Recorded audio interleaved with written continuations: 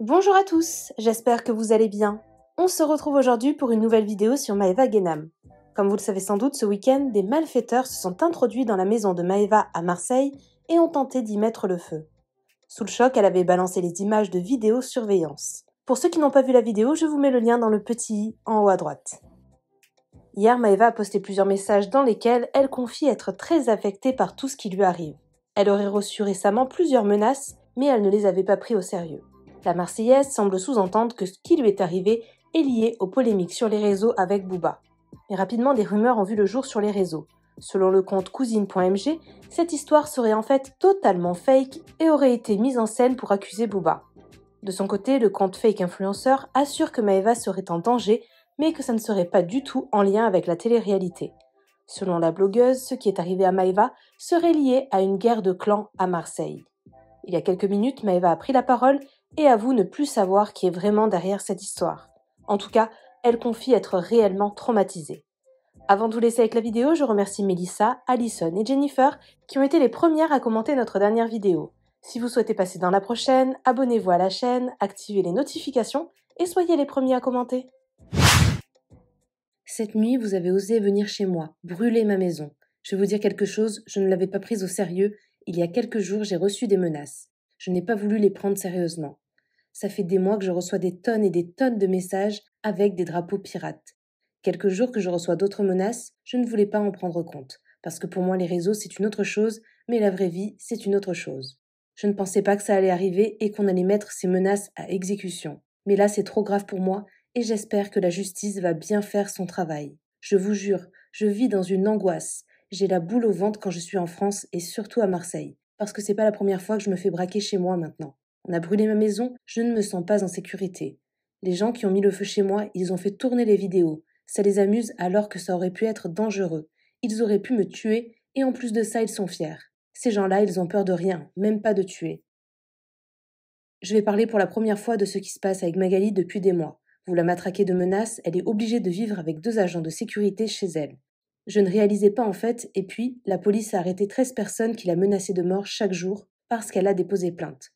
Moi, je n'avais pas déposé plainte parce que je pensais pas que c'était sérieux à ce point-là. Et puis cette nuit, 2 hommes se sont introduits chez moi, dans mon jardin, pour mettre le feu à ma maison. Gratuitement. Je ne parle pas de tentative de cambriolage, c'était juste pour brûler, pour le plaisir, par méchanceté et haine. J'aurais pu être dedans avec ma mère et mourir. Ça fait des mois que je me fais insulter, lyncher, humilier devant toute la France et personne ne dit rien. La seule chose dont on me parle, c'est l'erreur que j'ai faite maladroitement sur mes réseaux il y a presque 2 ans et pour laquelle je me suis excusée. Maladroite, je l'ai aussitôt reconnue et je m'en suis excusée. Tout le monde croit ce qu'on raconte sur nous toute la journée, car c'est dit et redit tous les jours pour endoctriner les gens, le public, en fait que nous sommes des diables. Alors que nous sommes là pour divertir les gens avec des défauts et des qualités très certainement, mais rendez-vous compte qu'il n'y a pas d'arrêt, plus de limite. Vous attendez quoi? Qu'on se fasse tuer?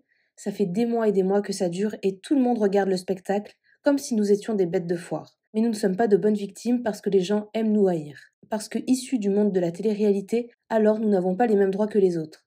Nous, on a le droit de se faire humilier toute la journée par des propos sexistes, misogynes, ça ne choque personne. À vous entendre, on le mérite même. Et après, vous donnez des leçons de morale et de vie. Mais vous choisissez vous-même qui a le droit d'être victime ou pas, en fonction du milieu auquel il appartient.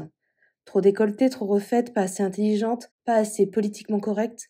Nous méritons donc pour ça de subir autant de haine et de violence sur les réseaux, comme si on était des gens à abattre, parce que vous écoutez comme des moutons tout ce qu'ils racontent.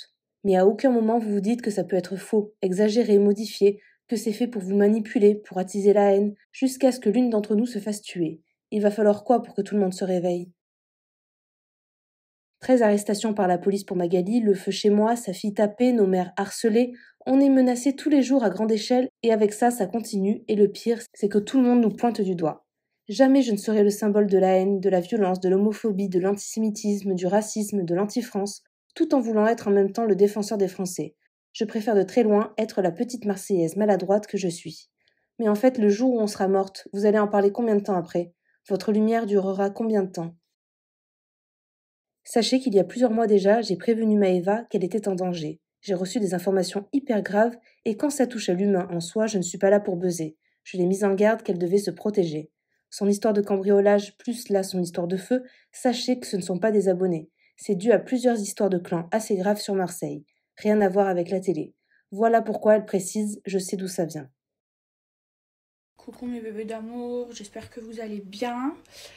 Ben moi, doucement, hein, par rapport à tout ce qui s'est passé, mais j'essaye de faire avec. Là, je reprends les dressings, donc ça va me faire du bien, ça va me changer les idées de travailler, ça va me faire penser à autre chose. Je me suis levée ce matin, j'ai fait mes cheveux. En tout cas, mes bébés, j'ai reçu plein de messages de soutien et franchement, ça m'a trop touchée. Vraiment, je vous aime trop. Pour moi, j'ai la meilleure des teams. Mes cheveux là, ils sont vraiment trop beaux.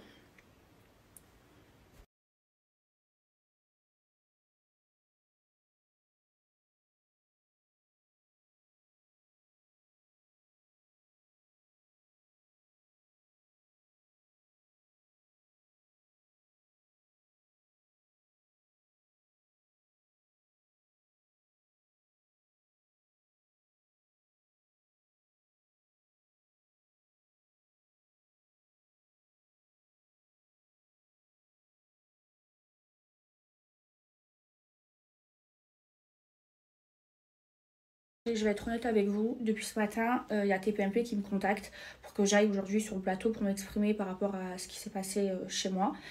D'ailleurs, TPMP, à chaque fois qu'il y a des histoires autour de moi, il me contacte, mais je ne peux pas y aller parce que je vous explique, hein, je suis transparente avec vous.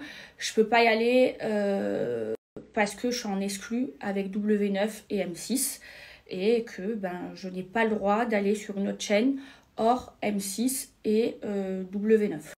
Voilà, donc c'est pour ça que je ne suis jamais allée sur TPMP et c'est pour ça que je ne pourrai pas aller m'exprimer ce soir.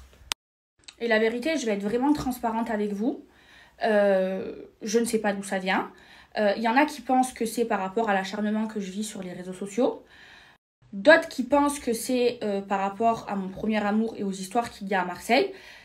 Je ne sais pas. Je ne sais pas. Tout ce que je sais, c'est qu'il y a une enquête qui est en cours, qui sont rentrés chez moi à visage découvert, sauf que chez moi, il y a des caméras de partout, que ce soit à l'extérieur ou à l'intérieur de la maison, que j'ai j'ai le visage de ces personnes sur les vidéos et que je laisse la justice faire son travail. Voilà.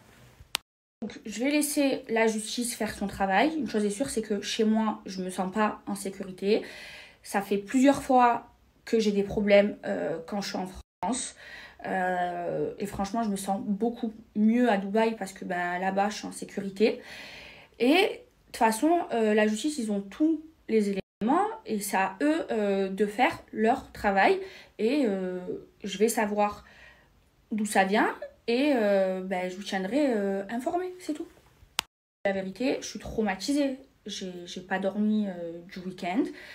J'ai fait que pleurer. Je me suis sentie hyper mal. Je me sens mal. Là, je travaille. Donc, j'essaye de me concentrer sur le travail. Je ne suis pas à 100%. J'espère que ça va pas se voir. J'essaye de tout donner pour mon émission. Et là, j'ai envie d'une seule chose, c'est de rentrer chez moi à Dubaï et de me reposer. Et je vous dis la vérité, ça va pas. Ça va pas. Voilà. Donc là, j'essaye de rester professionnelle, de bien faire mon travail. J'essaye de penser à autre chose, même si c'est très dur de ne pas se sentir en sécurité quand on est en France. Et puis voilà, ça va aller, je suis forte, je sais pas.